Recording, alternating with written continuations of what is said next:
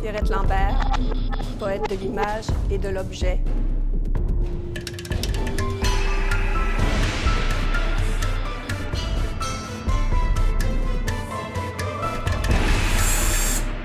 Nicole Pigeon, artiste en art visuel.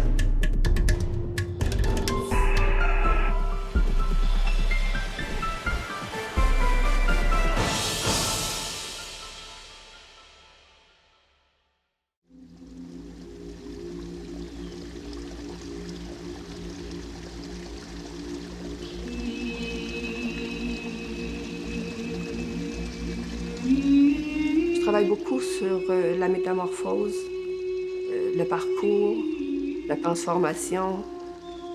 Même si je travaille avec des choses de tous les jours que j'assemble à cause des couleurs, des textures, la transparence, l'opacité, à travers ces objets-là, j'essaie de transmettre un certain message, le côté sombre, le côté lumière, de l'âme, de la vie. C'est de partager, mais en premier lieu, pour moi, c'est un besoin. La création, c'est la liberté. Et puis, c'est un peu pour ça que j'ai pris ce métier-là. Je travaille beaucoup avec le lien avec mon âme, avec ma sensation, mes perceptions. Alors, je veux que les gens aient un petit sourire ou je voudrais que les gens ressentent une certaine lumière quand ils regardent mes choses, mes œuvres. Ce que je fais, je pense que c'est de la poésie 3D, la poésie 2D. Parfois de la poésie avec les mots aussi. Ce sont des œuvres poétiques, je pense, oui.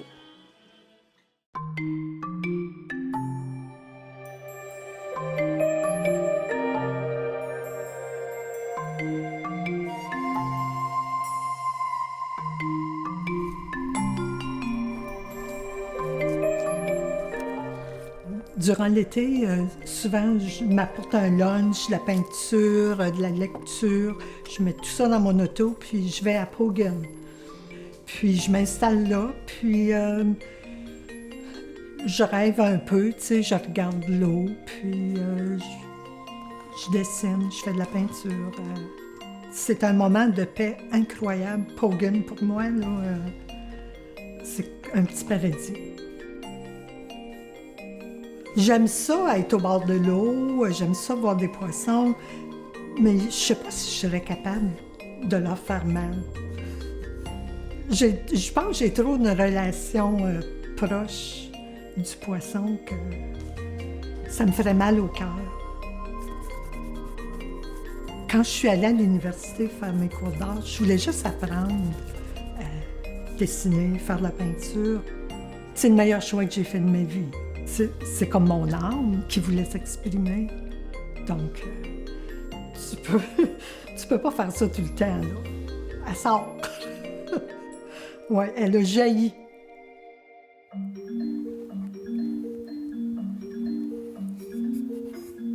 Je suis née à Montréal. Je suis pas née dans un milieu artistique, pas du tout. Je sais pas où j'ai pris ça, le goût de l'art, de créer. Je suis née avec ce goût-là. La première fois que j'ai pris un crayon, je me suis mise à dessiner partout. C'était comme ça. C'était pas plus difficile que ça. Il y avait le dessin, mais il y avait aussi... Ma mère faisait nos robes. Alors moi, je ramassais des petits morceaux de tissu, puis je faisais des vêtements pour mes poupées. Alors déjà, je récupérais.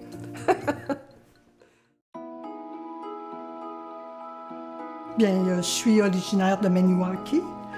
Puis, on était une famille de 7 enfants. Je dessinais pas beaucoup. J'aimais beaucoup lire. J'étais rêveuse. On vivait à côté d'un petit boisé. Puis, j'allais souvent jouer là ou juste m'asseoir. Puis, j'imaginais un autre monde, là, tu sais, comme les lutins, les fées. C'était ce genre d'enfant-là que j'étais. En fin de compte, j'ai fait mes 3 années à l'École des beaux-arts, puis après, j'ai fait 2 ans à l'Université du Québec. On touchait à toutes les techniques.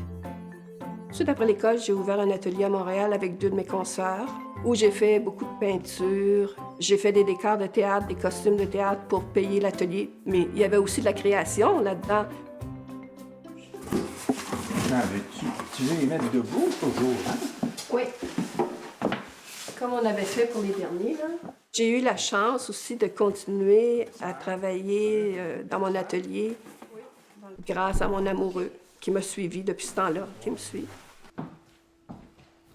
J'ai eu une autre chance aussi. Au moment où je me suis mise à faire des eaux fortes, il y a un agent à Montréal qui a découvert mon travail. J'habitais Vancouver à ce moment-là. Ils m'ont fait venir avec mon portfolio, puis ils ont tout acheté ce qu'il y avait dans mon portfolio. Puis là, quand je suis sortie, je me suis dit, ouf, je viens de me prostituer parce que je venais de vendre des œuvres. Parce qu'il y a toujours ça, ce dilemme-là chez les artistes. Hein? Si tu vends trop, c'est parce que ton travail est trop populaire, ça a moins de valeur artistique. Il y a comme une guerre, là, on est pris là-dedans. C'est pas facile. Mais après ça, je me suis dit, non, j'ai continué à créer. Puis là, les gens m'ont découvert, puis ils aiment ça. Pourquoi me faire des histoires avec ça? Et puis, j'ai décidé de faire vraiment ce qui me plaisait.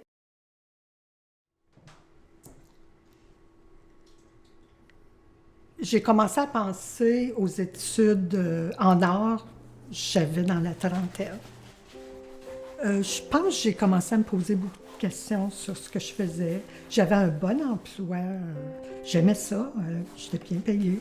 Mais puis là, je me voyais assise au même bureau à 65 ans, puis je n'étais pas capable, là, tu sais. Ça fait que c'est ça qui m'a décidé.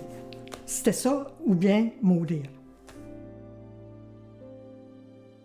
J'étais une personne très renfermée. Puis c'était pas juste m'exprimer, c'était sortir les émotions. Alors, quand je suis arrivée aux arts visuels, là, ça a été un choc total. J'en ai arraché. J'ai jamais pensé je vais exposer, je vais être artiste. Je voulais juste apprendre. J'ai bêché, puis tu sais, j'ai réalisé que j'aimais ça, là. C'est tout un monde que je découvrais. Tu sais, au bout de 4 ans, j'étais contente de ce que j'avais accompli.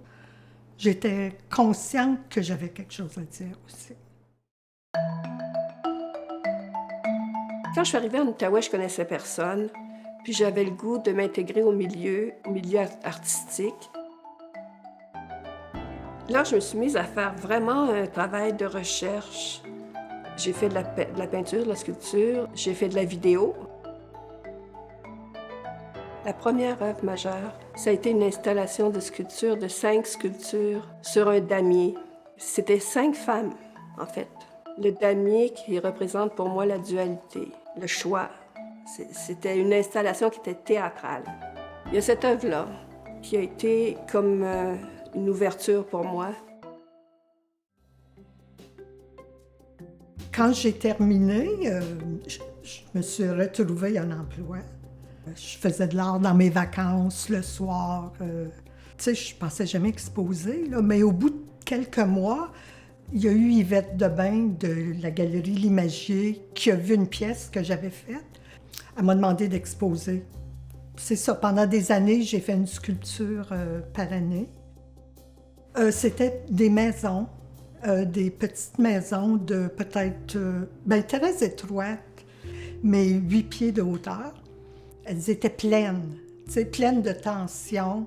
Des fois, ça sortait par les fenêtres, par les portes. C'était juste la sculpture que je faisais au début.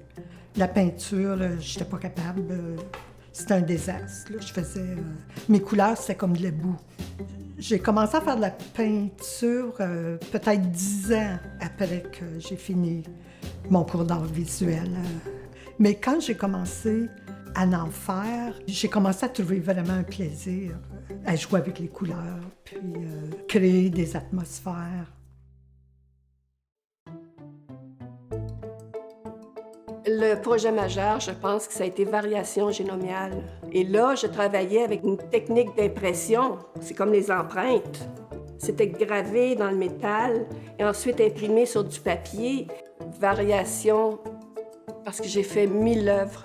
Un développement à partir d'un carré noir, d'un carré sépia, et l'image apparaissait, se formait, se déformait, pour arriver à des carrés gris. pour que les gens qui venaient voir l'exposition laissent leurs empreintes et que tout recommence. Et les gens sont venus écrire de la poésie, mettre leurs lèvres sur les carrés gris, faire des dessins. J'étais très touchée par les artistes de l'Outaouais qui sont venus et revenus les semaines suivantes pour laisser leur empreinte. Ça m'a touchée beaucoup. Ça, c'est le projet majeur. Et puis, il y a aussi une œuvre commémorative qui est au centre-ville de Buckingham, qui pèse des tonnes. J'ai fait le concept, j'ai fait les maquettes. Alors, j'ai conçu tout le parc. Au lieu d'avoir des bancs, j'ai fait transporter des grosses pierres. J'ai fait encore le damier, la dualité. Ça parlait beaucoup de dualité, ce projet-là.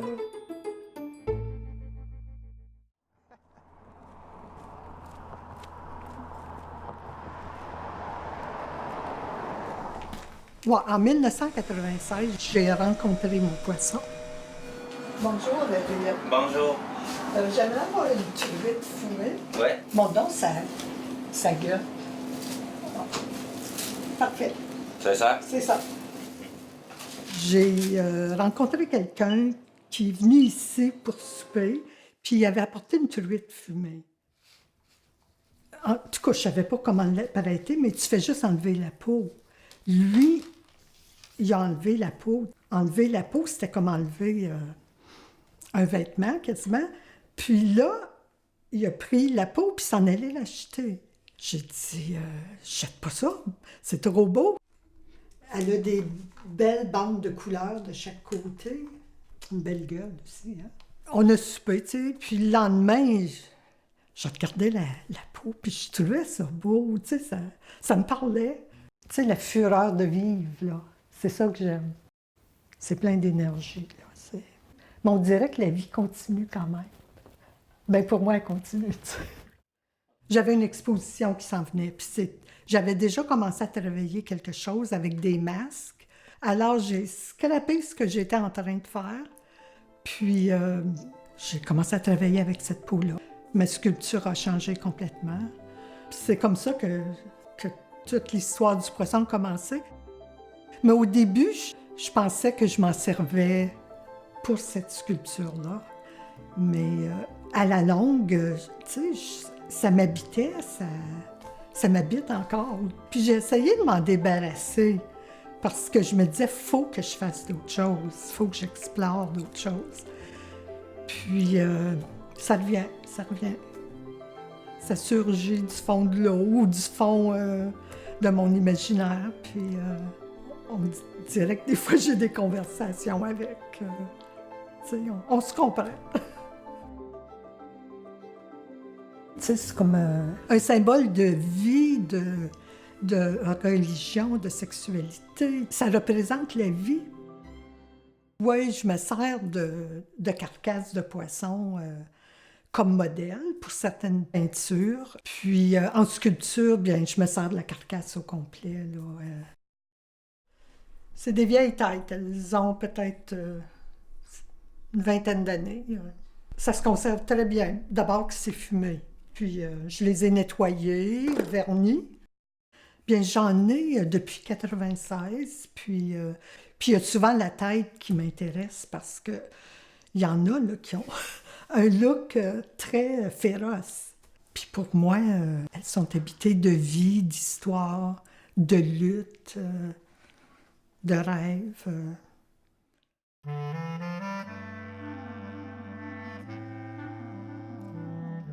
L'œuvre, en tout cas, dont je suis le plus fière, c'est probablement les livres.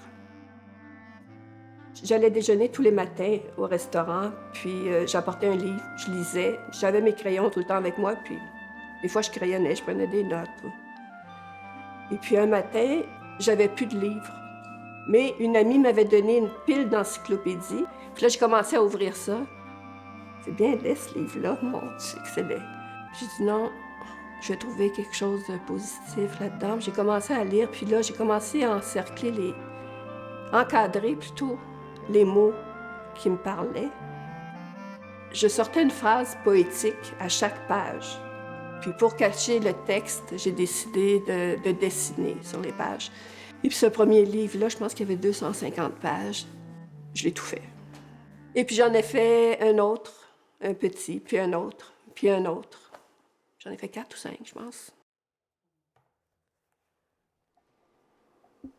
Pour moi, ça a été une thérapie. Vraiment. J'ai fait ce livre-là à un moment de ma vie où j'étais triste. Je vivais des moments très sombres. Puis ce livre-là m'a sauvée, vraiment. Au fond de l'atelier, l'avenir me réservait les richesses de la liberté. J'ai transformé la Bible. 387 pages, je sais pas trop, quelque chose. J'ai transformé chaque page. La phrase poétique que je ressors à chaque page, ça n'a aucun lien avec la religion. Ça a un lien avec l'être humain. Elle plantait un arbre à la racine des jours. Il y avait une page d'écriture, puis je lisais les mots, puis j'attendais que ce mot-là me parle, me fasse vibrer. Mais c'est certain que si je faisais ce livre-là aujourd'hui, probablement ce serait d'autres mots, ce serait d'autres phrases. Tu sais, parfois, ça me prenait une avant-midi avant de trouver la phrase. Puis là, le restant de la journée, je dessinais. Alors, je dirais, je sais pas moi, il y a une année de travail pour un livre de 300 pages. C'est un travail très méditatif. C'est un travail de moine. C'est un travail solitaire. Et je mets tout le temps qu'il faut. Je suis très attachée à ce livre-là. C'est probablement le livre auquel je suis le plus attachée.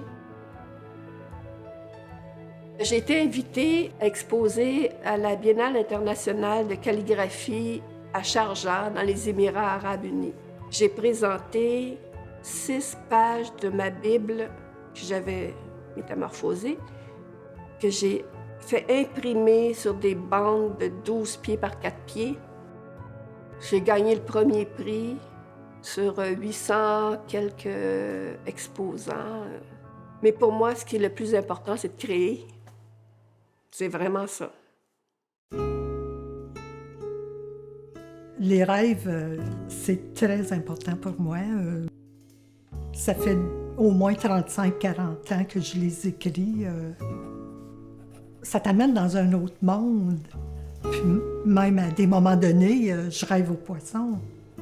Des fois, c'est un peu mon poisson qui se meurt ou qui a besoin d'eau, qui a besoin d'air.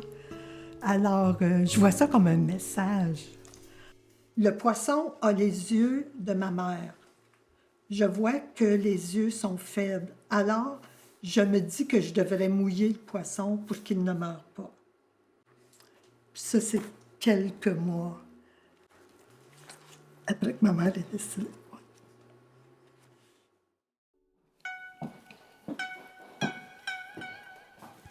En ce moment, le projet le plus important, c'est celui que je suis en train de faire. C'est une prise de conscience de mon orientalité et c'est aussi une acceptation.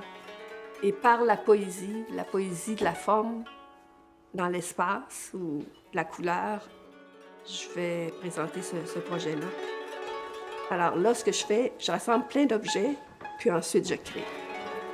Je me promène avec les objets, je les superpose, je les regarde. Quand les objets ne chantent pas ensemble, ben je les colle pas. Je les assemble pas, c'est tout. J'attends ce moment-là.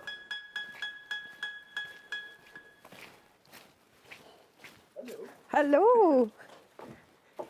Bien? Oui, toi? J'ai demandé à mon voisin, qui est musicien, chanteur, de créer une musique pour l'exposition.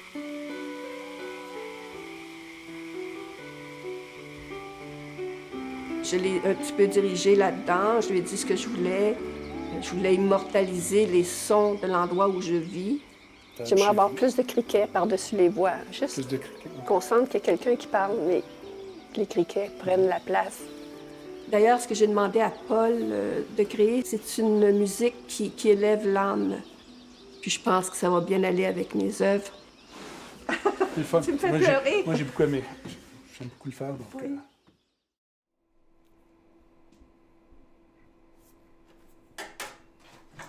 Quand je fais Que ce soit une sculpture ou une peinture, j'ai un attachement profond. Surtout mes sculptures, parce que il me semble que je mets tellement dedans, puis il y a tellement d'angoisse, d'anxiété à les faire. Quand je commence, il me semble que j'arriverai jamais à faire quelque chose, à dire quelque chose, puis je sais jamais où je m'en vais.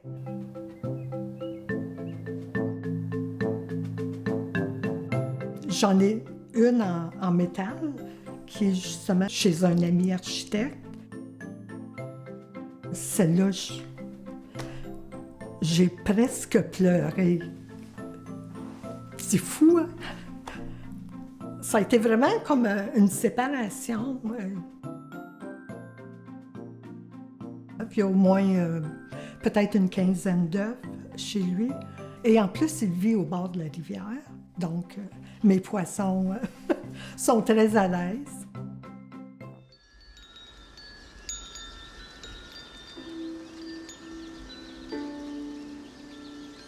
On m'a toujours dit « Oh, une petite influence orientale. » Puis ça me dérangeait. Je me disais « Est-ce que c'est péjoratif? Pourquoi ils me disent ça? » Tu sais? Puis non, cette fois-ci, j'ai dit j'assume mon orientalité.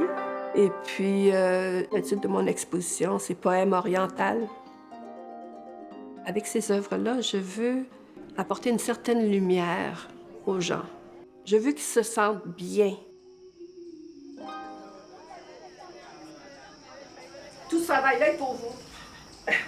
Ça me fait plaisir de le faire. J'espère que ça vous fait plaisir de le regarder aussi.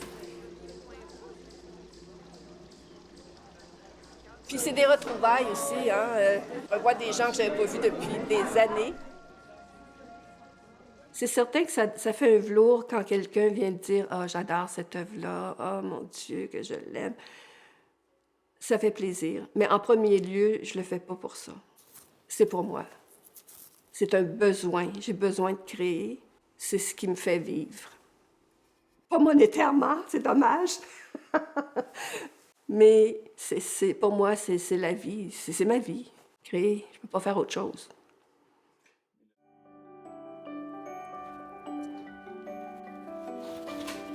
Il y a quelque chose qui me rend heureuse dernièrement. On dirait que c'est moins angoissant quand je fais une peinture, une sculpture.